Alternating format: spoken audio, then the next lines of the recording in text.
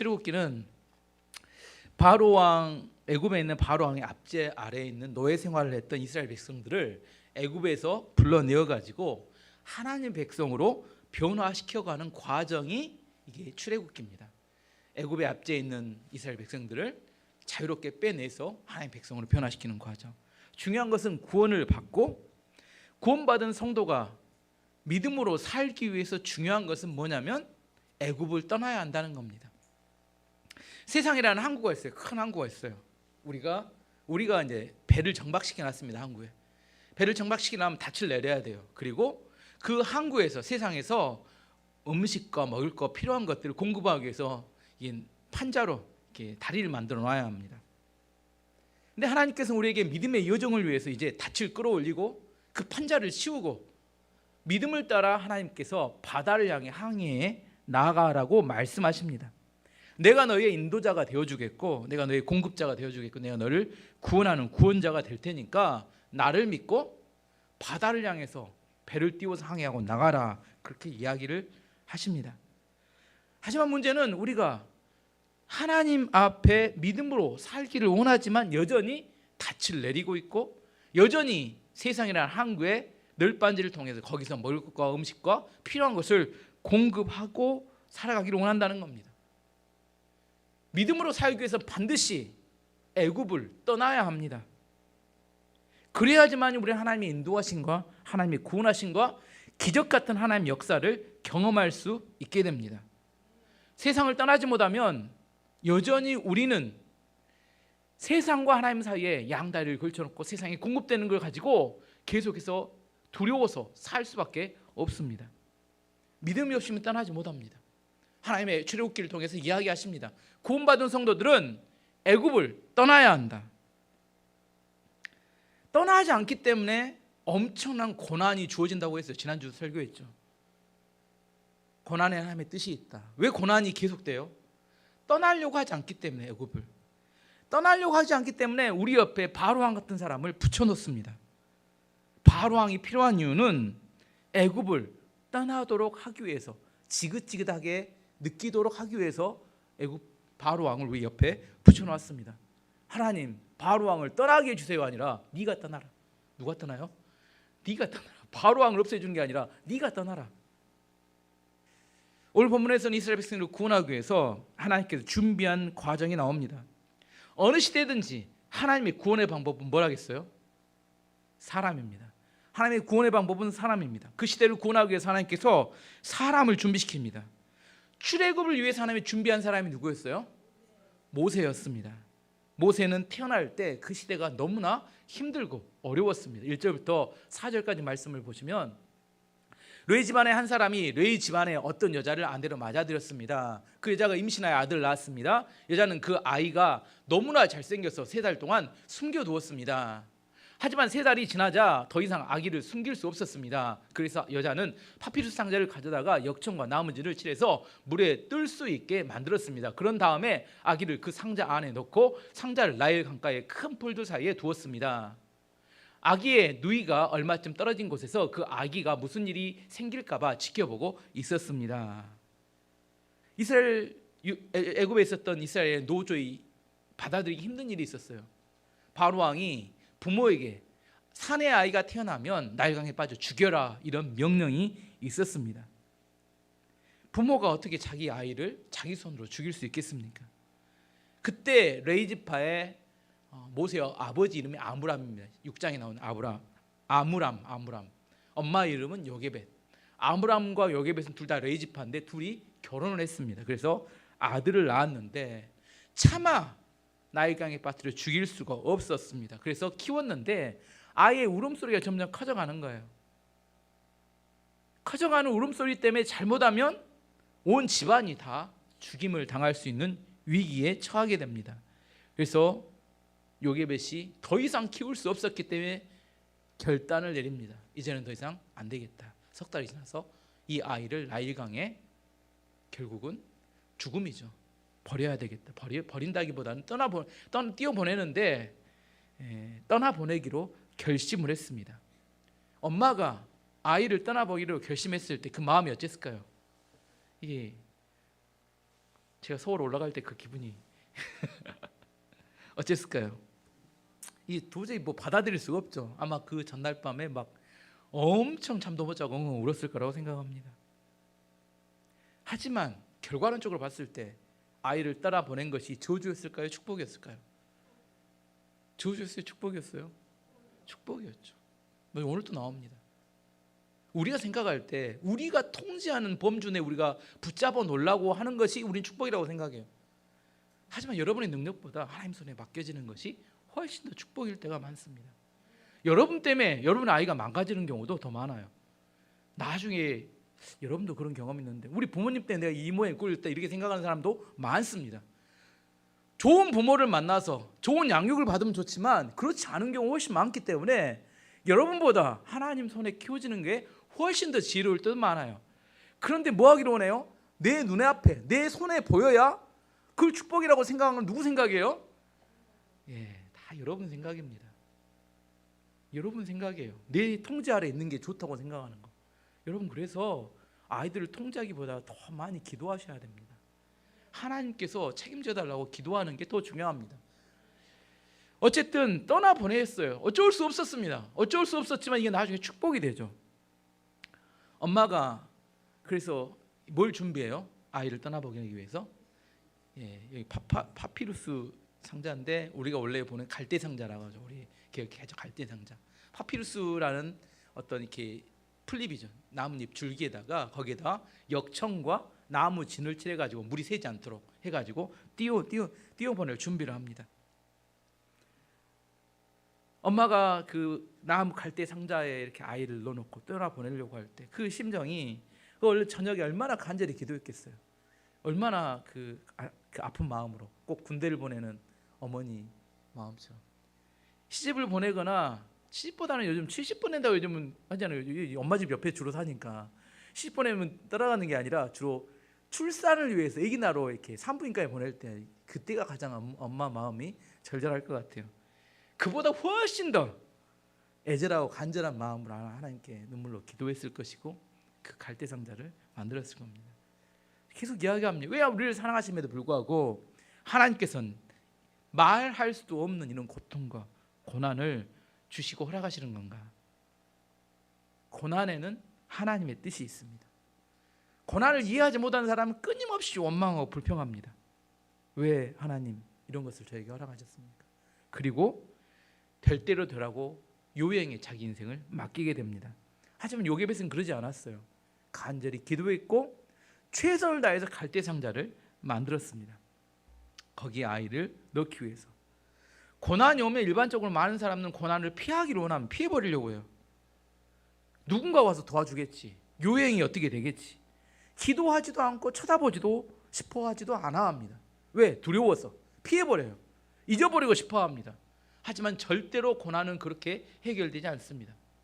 호랑이 굴에 들어가면 어떻게 해야 살아남는다고요? 어떻게 해요? 눈을 감으면 돼요? 안 돼요? 호랑이 굴에 들어가도 눈 뜨고 있어야 돼요. 그렇죠. 정신을 차려야죠. 정신을 차리고 눈을 뜨고 있어야 한다니까요. 세상 속담도 그렇게 이야기합니다. 근데 대부분 사람이 뭐예요? 눈을 감아버려요. 어떻게 되겠지? 쳐다보고 눈을 뜨고 어떻게 하면 이 어려움을 해결할 수 있을지 자세히 관찰하고 하나님께 그것을 정확히 안 다음에 그 문제를 가지고 하나님께 간절히 기도하며 해결 방법을 찾아 나가야 합니다. 눈 감으면 안 됩니다. 눈 감은다고 누가 도와주지 않아요. 꼭 이렇게 눈 감고 난 다음에 뭐라고요? 하나님이 있네 없네. 하나님 도와주래 안 도와주래. 기도도 하고 아무것도 안 하면서 하는 사람들의 이야기의 변명입니다. 진지하게 나에게 다가온 고난 앞에 진지하게 대해야 합니다.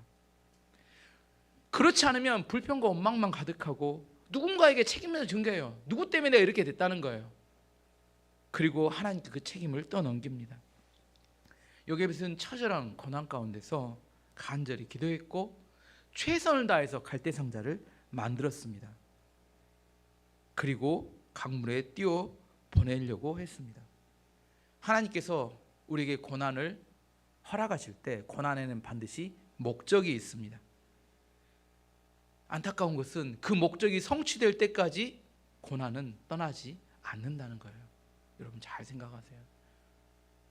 고난만 피하면 좋겠다. 그럴 일은 없습니다. 하나님께서 여러분에게 허락하신 고난을 누가 줬어요? 어떤 사람이 여러분에게 여러분의 고난을 허락했을까요? 누가 허락했어요? 하나님께서 허락하신 겁니다. 이걸 믿어야 고난이 해결점을 찾을 수 있어요. 누구 때문에 해결됐다면 그 사람이 문제를 해결해야 된다고 책임을 전가할 수 있겠지만 하나님이 그 모든 키를 잡고 있다고 생각할 때부터 우리는 기도하기 시작합니다. 그 전까지는 기도하지 않아요. 왜 기도하지 않아요? 잠이 많아서 기도하지 않는 게 아니라 하나님 손에 달려있다고 생각하지 않기 때문에 그냥 자는 겁니다. 기도하지 않고 아무것도 하지 않는 겁니다. 고난 중에 우리는 고난을 진지하게 대해야 합니다.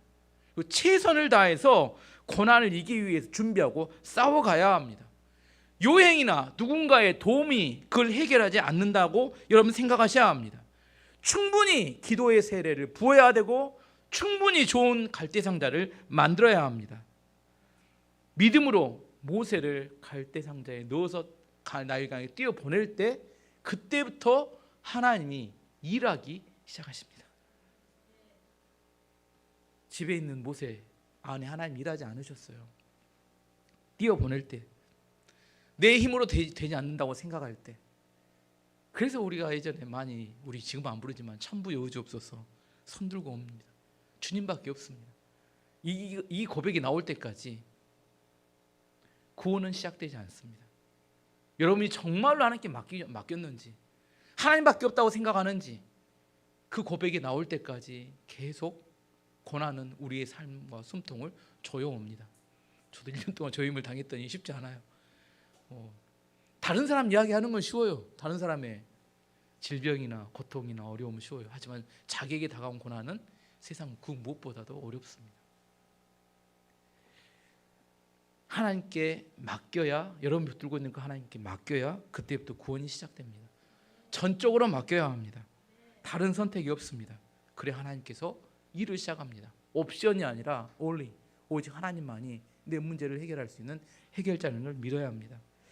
여기 오신 믿음으로 갈대상자를 만들고 기도한 다음에 요단강에 모세를 띄워보냈을 때부터 시작해서 말할 수 없는, 이해할 수 없는 우연 같은 놀라운 하나님의 기적 같은 섭리가 나타나는 6가지가 오늘 본문에 나타납니다. 5절에 10절까지 읽어보면 그때 파라오의 딸이 목욕을 하려고 강으로 나왔습니다. 공주의 몸종들은 강가를 거닐고 있었습니다. 공주가 큰 풀들 사이에 있는 그 상자를 보고 몸종을 시켜 그 상자를 가져오게 했습니다. 공주가 상자를 열어보니 거기에는 남자아이가 울고 있었습니다. 공주는 우는 아이를 보자 불쌍한 생각이 들었습니다. 그래서 공주가 말했습니다. 이 아이는 틀림없이 히브리 사람의 아이일 거야. 그때 아기의 누이가 나가서 공주에게 물었습니다. 제가 가서 이 아이에게 젖을 먹일 히브리 여자를 구해올까요? 공주가 말했습니다. 그래, 그렇게 하여라. 그래서 아이의 누이는 가서 아이의 어머니를 데리고 왔습니다. 공주가 그 여자에게 말했습니다. 이 아이를 데려가서 나를 위해 젖을 먹여주면 내가 그 싹스를 주겠다. 그래서 여자는 그 아이를 데려가서 젖을 먹였습니다. 아이가 자라나자 여자는 아이를 공주에게 데리고 갔습니다. 공주는 아이를 자기 아들로 삼았습니다. 공주는 그 아이를 물에서 건져내었다고 해서 그 아이의 이름을 모세라고 지었습니다. 6가지 놀라운 기적이 나타나는데 첫 번째는 공주가 집에 왕궁에 목욕탕이 없었을까요? 얼마나 좋은 목욕탕이 있겠어요. 근데 하필 그날 어떤 마음이 들어요? 강가에 나가서 목욕하고 싶다. 강가에서 나가면 목욕하면 더 좋은가요? 또 날이 딱 맞아야 돼요. 모세를 떠나 보낸 날 그날 나가야지 하루나 빨라 하루 늦어도 안 돼요. 딱 그날 마음이 들어야 돼요. 그 마음 쉽게 먹어지지 않아요. 모세가 그날 엄마가 띄어 보낸 날 그날 공주의 마음에는 내가 오늘 강가에 나가 목욕을 하고 싶다. 이 기적이다. 이게 어떻게 가능할까요? 두 번째, 갈대상자가 떠나려 오는데 공주의 시녀들이 공주 옆에 있어야 되는데 하필 공주의 시녀들이 산책을 나가버렸어요. 오늘 보면 나옵니다. 시녀들이 상책을 날았어요. 시녀들이 없으니까 공주가 강가를 보다가 뭘 봐요? 본인이 갈대상자를 발견합니다.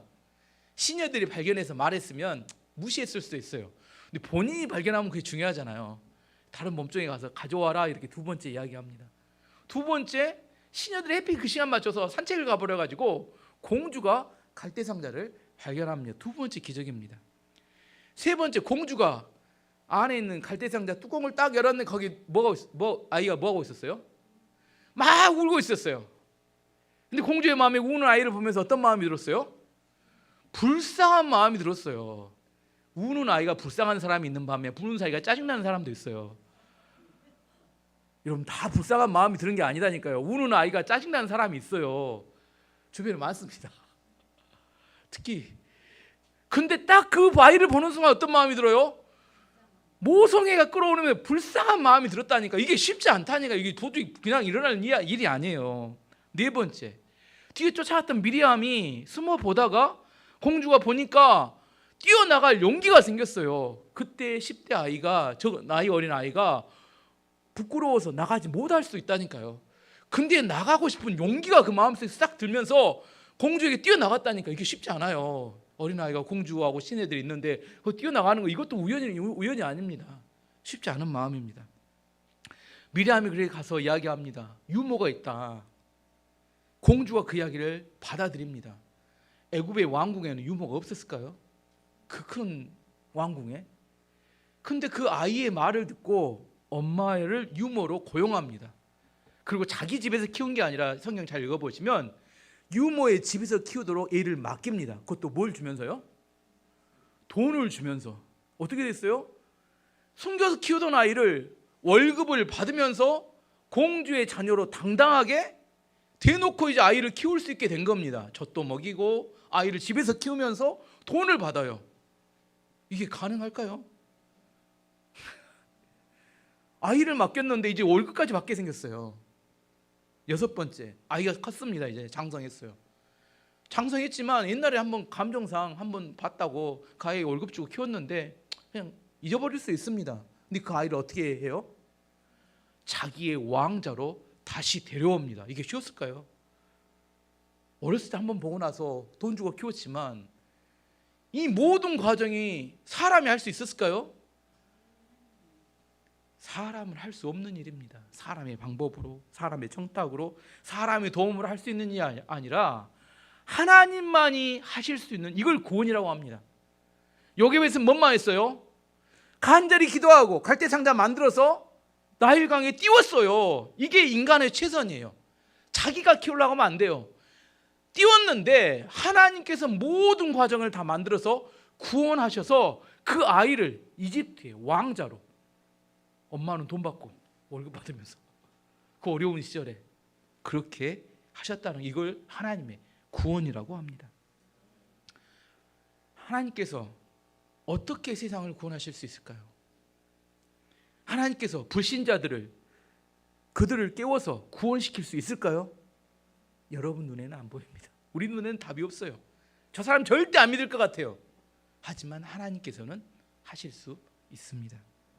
사람은 방법이 없지만 하나님이 개입하시고 섭리하시면 얼마든지 구원이 가능합니다. 우리가 하나님께 구원을 받기 위해서는 반드시 믿음으로 하나님을 신뢰하고 우리가 할 수 있는 최선의 부분을 다해서 하나님께 맡겨드리면 그때부터 뭐가 시작돼요? 구원의 하나님의 역사가 시작됩니다.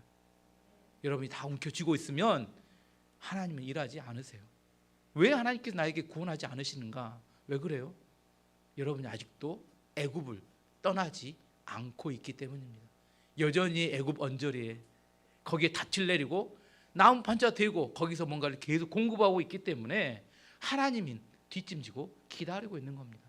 배가 항구를 떠나서 바다를 향해 나아가야 하나님께서 인도하시고 이끌어 가시는데 이끌어가고 인도하실 만한 기회가 없어요. 여전히 세상에 붙어서 거기서 공급된 어떤 것들을 계속해서 먹고 살아가기 때문입니다.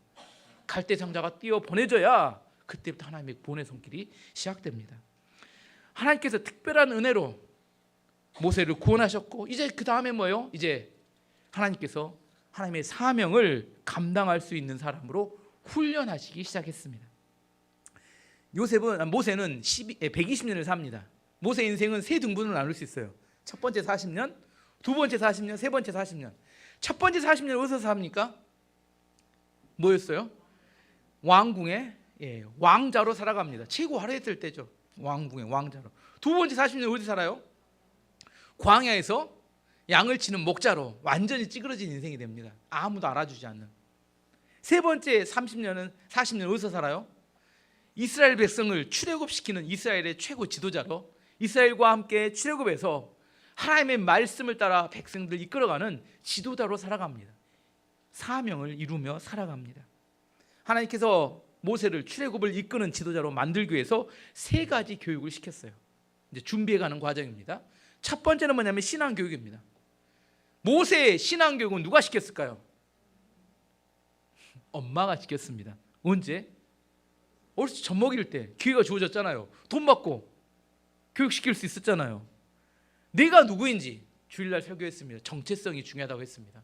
내가 누구인지, 믿음이 무엇인지, 나는 누구 어떤 사람인지에 대해서 누가 가르쳐요? 엄마가 가르쳤다는 겁니다. 정체성에 대해서. 어머니들은 잘 새겨 들으셔야 합니다. 어린 시절에 아이의 신앙 교육은 누구 담당이에요? 엄마 담당입니다. 엄마 담당이에요. 아이들이 믿음으로 나중에 잘 크지 못하는 것을 다른 사람 책임지기로 책임을 전가하면 안 됩니다.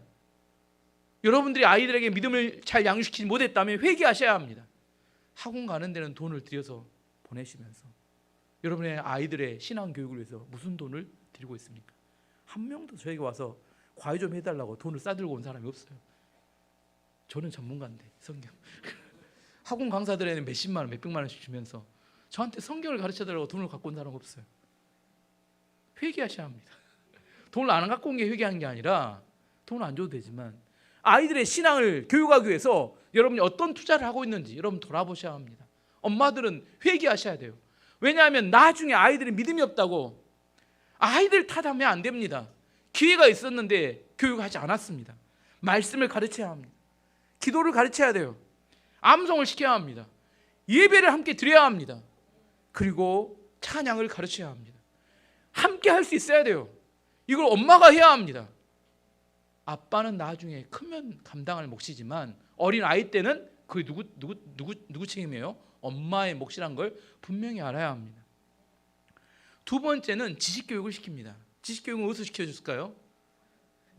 왕자였기 때문에 애굽의 최고의 교육을 받게 됩니다. 출애굽기 7장 22절 말씀 보시면 저 말씀이 아시는데 아닌데 출애굽기가 아니라 사도행전이었네요. 잘못했습니다. 사도행전. 모세가 애굽의 모든 사람, 애굽 사람의 모든 지혜를 배워 그 말과 하는 일들이 능하더라. 사도행전 7장 22절의 말씀이 나온 겁니다. 신앙 교육만 중요하다. 세상 교육은 필요 없냐? 그렇지 않습니다. 학교 공부도 필요합니다. 세상을 이해하고 세상 안에서 하나님의 영광을 드러내기 위해서 반드시 열심히 공부도 해야 합니다. 열심히 공부만 하는 것은 또 문제가 됩니다. 신앙 교육을 안 하고. 하지만 신앙이 교육이 있다면 열심히 공부도 해야 합니다. 신앙 교육을 뺀 세상 교육만 시켰을 때, 지식 교육만 시켰을 때 그 결과가 오늘 본문에 또 나옵니다. 11절에 15절까지는 모세가 세상 교육만 받았을 때 나타난 결과입니다. 세월이 흘러 모세는 자라 어른이 되었습니다. 어느 날 모세는 자기 백성인 히브리 사람들을 찾아갔습니다. 모세는 그들이 힘들게 일하는 모습을 보았습니다. 또 어떤 이집트 사람이 자기와 같은 백성인 히브리 사람을 모질게 때리는 것을 보았습니다. 모세는 주변을 살펴서 아무도 없음을 보고 그 이집트 사람을 죽인 뒤에 그 시체를 모래에 파묻었습니다. 이튿날 모세가 다시 나가니 히브리 사람들이 서로 다투고 있는 모습이 보였습니다. 모세는 그 중에서 잘못한 사람에게 말했습니다. 왜 당신과 한 핏줄인 사람을 때리는 거요? 그 사람이 대답했습니다. 누가 당신을 우리의 지도자와 재판관으로 세웠소? 그래 이집트 사람을 죽이듯이 나를 죽일 생각이요. 그 말을 듣고 모세는 두려워졌습니다. 모세는 내가 한 일이 탈로 났구나 하고 생각했습니다. 파라오가 모세의 일을 듣고 모세를 죽이려고 찾았습니다. 그러나 모세는 파라오에게서 달아나 미디안 땅으로 도망가 살았습니다. 하루는 모세가 우물가에 앉아 있었습니다. 모세가 자기 동족을 때리는 애굽 사람을 보며 화가 나서 그를 죽이고 모래에 파묻었습니다. 다음날 히브리 사람들이 싸우고 있으니까 왜 싸우냐 말렸더니 누가 너를 우리의 재판장으로 세웠느냐? 네가 어제 죽인 것처럼 우리도 죽이려고 하느냐? 이렇게 따지니까 그때 알았습니다. 자기가 살인한 것이 들통이 났고 너무 두려워서 미디안 광야로 도망쳤습니다.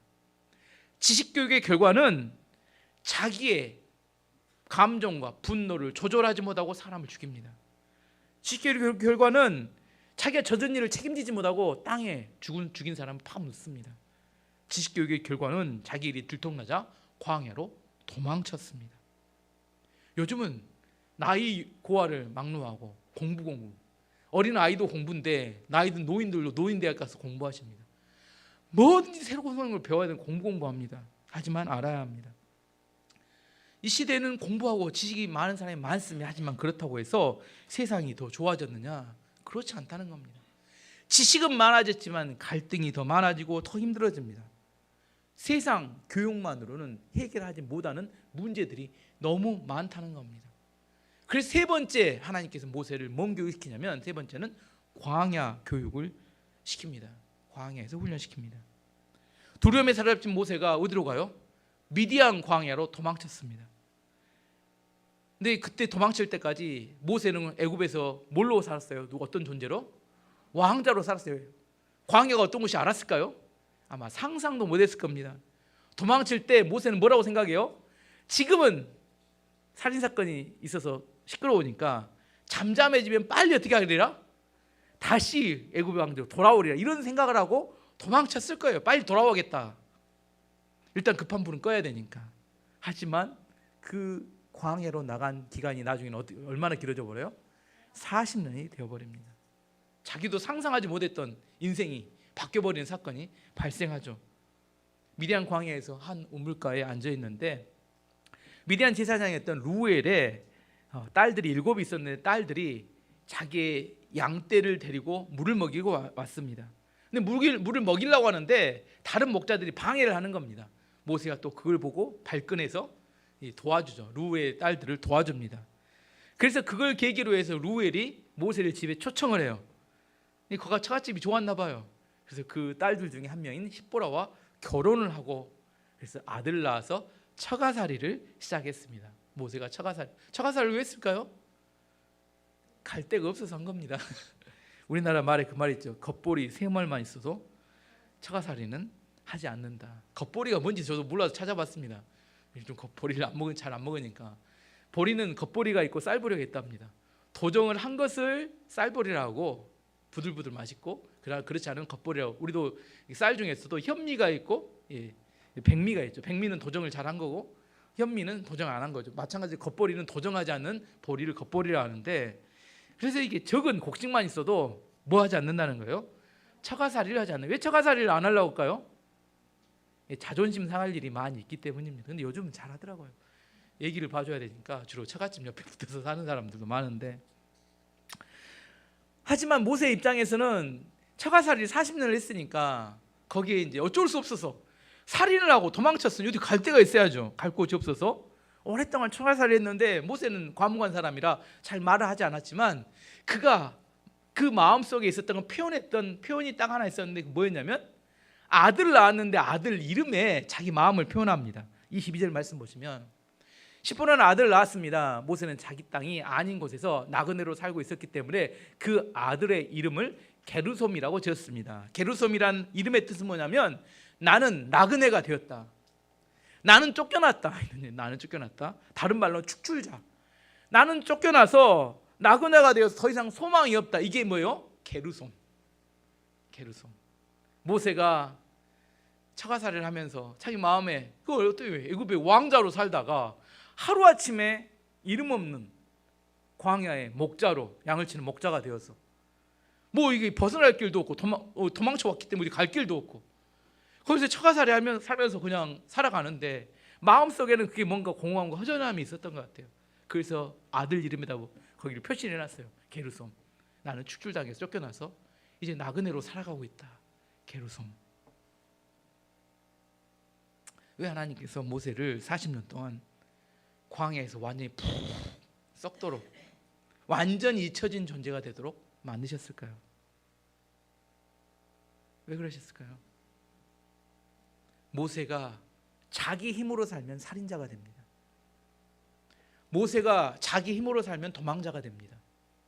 모세가 자기 힘으로 살면 두려움 속에서 살아가게 됩니다. 하나님께서 모세를 살인자에서 구원자가 되게 하기를 원하셨고, 하나님께서 모세를 도망자에서 사명자가 되게 하기를 원하셨고, 하나님께서 모세를 두려움이 아니라 용기를 갖고 살도록 하기를 원하셨는데 40년의 광야의 시간이 바로 모세를 살인자에서 구원자로 바꾸어내는 시간이었습니다. 20세기의 미국에서 20세기의 미국 대통령 중에 존경받는 3명의 대통령을 뽑으라면 미국 사람이 뽑은 건데, 첫 번째는 루즈벨트 대통령, 두 번째는 존 F 케네디, 세 번째가 로나ल्드 레이건 대통령이라고 합니다. 레이건 대통령은 원래 직업이 할리우드 배우였어요. 근데 할리우드 배우를 실패했습니다. 두 영화에서 단역 배우로 출연했다가 실패하고 결국은 할리우드를 떠나게 돼서 그 다음에는 GE 제네럴 일렉트릭이라는 미국의 대기업에 취직을 하게 됩니다. 10년 동안 그 GE에서 일했는데 홍보 일을 맡아서 했다고 합니다. 주로 노조원들, 노조를 설득한 일을 주로 담당했다고 합니다. 나중에 레이건 대통령이 GE에서 자기가 GE에 있었던 10년 동안을 회고하면서 이런 이야기를 합니다. 자기는 대기업에서 10년 동안 있으면서 자유시장 경제에 대해서 배우게 되었고, 나중에 레이거노믹스라는 그런 경제 정책을 세우는 이론을 세우는 바탕이 되었다. 두 번째, 적대적인 사람들, 노조와 대화를 하면서 남의 이야기를 경청하는 법을 배웠는데, 레이건 대통령이 유명한 게 어떤 적대적인 사람도 레이건 대통령이 이야기하면 기분이 나쁘지 않대요.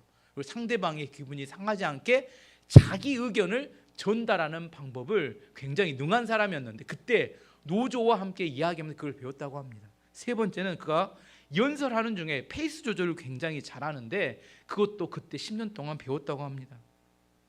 배우로 실패해서 지일한 대기업에 입사해 10년 동안 있으면서 그는 이야기합니다. 대통령 직무를 하는데 필요한 많은 능력을 그때 다 배우게 되었다. 고난이 때로 우리에게 매우 유익합니다. 고난을 통해서 우리는 배우고 성장한 것이 빨라질 수 있습니다.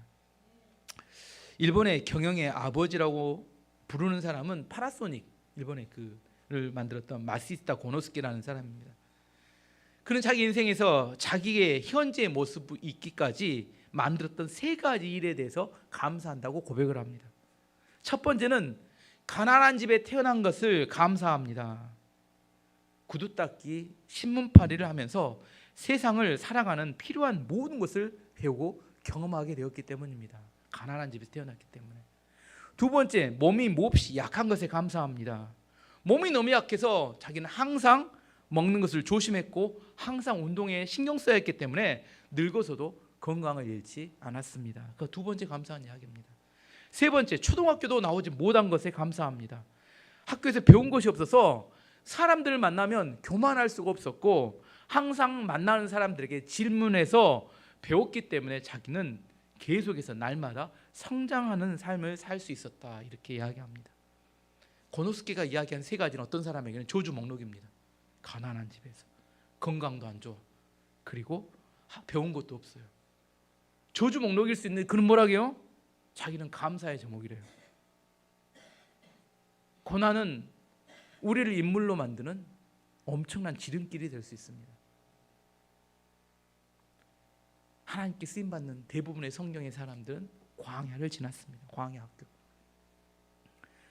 하나님께서 모세를 사용하기 위해서 신앙교육도 시켰고 그는 지식교육도 시켰지만 마지막 단계인 광야교육 40년 동안 그 광야를 거쳐 가게 해서 뭐하여? 완전히 힘을 빼게 하셨어요. 모세만 그렇게 광야를 통과하게 하실까요? 저도 열심히 통과하고 있습니다. 여러분에게 광야의 시간이 있어요. 광야의 어려움이 주어집니다. 근데 광야의 시간을 낭비해버린 사람이 있습니다. 광야의 시간을 낭비하지 않기를 바랍니다. 하나님 앞에서 진지하게 그 광야에서 주어진 고난을 붙들고 엎드려 기도하셔야 합니다. 그리고 거기 앞에 훈련 받아야 합니다. 누군가가 어떻게 도와서 문제 해결되겠지 요행을 바라는 사람은 절대로 광야가 통과되어질 수 없어요. 이스라엘 백성들이 광야에서 대부분 죽었습니다. 왜요? 그걸 하나님 앞에 진지하게 받아들이지 않고 그 앞에서 이겨내기 위해서 싸우지 않았기 때문입니다. 욥기 23장 10절에 우리에게 이렇게 이야기합니다. 그러나 내가 가는 길을 그가 아시는 하나님이 아시는 겁니다. 그가 나를 단련하신 후에는 내가 승군같이 되어 나오리라. 고난을 통과하고 있는 욥의 고백입니다. 고난은 우리로 하여금 승부같이 나오게 만드는 그런 놀라운 능력의 도구가 될 수 있습니다. 우리에게 때로 감당하기 힘든 고난이 찾아옵니다. 고난은 인생 학교의 필수 과정입니다. 어떤 분은 이렇게 해요. 고난 총량의 법칙이라고 해요. 고난 총량의 법칙. 초기에 고난을 많이 당하면 후기에 고난이 없고, 초기에 편하게 지났잖아요. 후기에 고난이 엄청 기다리고 있답니다. 너무 고난이 많다고 원망하지 않으셔도 돼요. 지금까지 평탄하게 살아왔다고 너무 자만하지 마세요. 후기가 두렵습니다. 뭐라고? 고난 총량의 법칙이 있다니까. 고난이 찾아올 때 고난 피하면 안 됩니다. 진지하게 자기 인생을 놓고 고난을 받아들여야 합니다. 합리화해서 정신승리하면 안 됩니다. 그걸 합리화해서 의미를 붙여가지고 그걸 통과한 것처럼 생각하면 안 됩니다. 그 문제를 붙들고 반드시 하나님 앞에 나가서 엎드려 기도하셔야 합니다. 갈대상자를 만들어서 최선을 다해서 문제 해결하기 위해서 눈을 부릅뜨고 그 앞에 내가 진지하게 나아가야 합니다. 우리에게 있어서 하나님께서 쓰시기 위해서 세 가지 교육을 시킨다고 이야기했습니다. 첫 번째 신앙교육, 두 번째 지식교육, 세 번째 광야교육. 광야는 하나님의 음성을 듣는 것입니다. 모든 것을 차단하고 하나님께만 집중해야 합니다. 그래야 하나님의 음성이 들립니다. 주파수가 여러 개가 되면 안 됩니다. 세상에 주파수 하나 맞추고 하나님의 주파수 맞추고 이렇게 되면 절대 안 됩니다. 오직 하나님께만 주파수를 맞추고 내가 그 광야에서 하나님만 의지하고 하나님의 음성을 들어야 되고 내 힘을 빼야 됩니다. 그때 광야를 통과하면 살인자가 구원자가 되고 도망자가 사명자가 되고 두려움이 용기로 바뀌게 됩니다. 현재 여러분에게 주어진 고난 때문에 원망하고 불평하지 마시고 그걸 쌓아안고 하나님께 나아가서 하나님께 기도하셔야 합니다. 그리고 하나님께서 여러분 앞에 놀라운, 여러분이 상상하지 못한 놀라운 결과를 주실 걸로 믿습니다.